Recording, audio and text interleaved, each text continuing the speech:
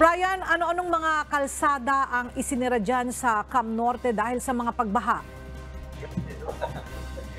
Ela, dahil nga sa malalakas na pag-ulan na naranasan dito sa probinsya ng Camarines Norte simula pa kahapon, dulot nga nitong shoreline ay naapawan ng tubig baha ang ilang mga spillway dito sa probinsya dahilan para hindi ito madaanan.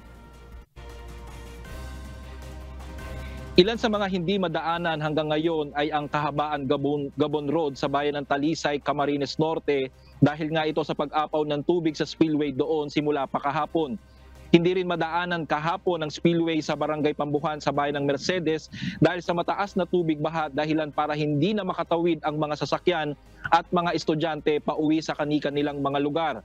Dito rin, Ela, sa spillway na ito nangyari ang pagtangay ng rumaragasang tubig sa 3 estudyanteng nagpilit tumawid kahapon sa naturang spillway.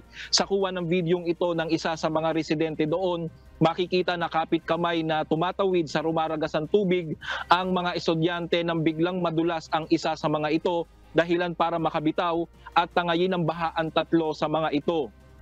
Ela, makikita rin sa video ang pagtalon sa tubig baha ng isa sa mga residente doon upang sagipin ang mga inanod na mga estudyante.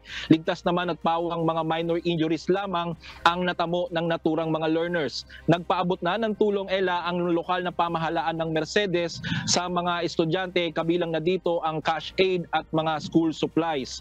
Ela, nga nangako naman ang mga opisyal ng barangay sa naturang lugar na maglalagay na sila ng magbabantay sa tuwing tataas ang tubig baha dito at upang wag na rin maulit ang nasabing insidente.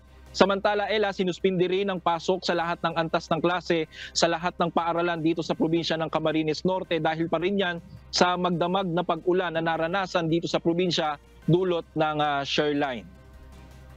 Ela, sa ngayon bahagya nang umigi ang panahon dito sa lalawigan ng Camarines Norte dahilan para ang ilan sa mga spillway dito ay humupa na ang tubig baha kaya naman nadadaanan na ang ilan sa mga ito. Yan muna ang latest live mula rito sa Camarines Norte. Balik sa inyo, Ela. Maraming salamat, Brian Baldaraje.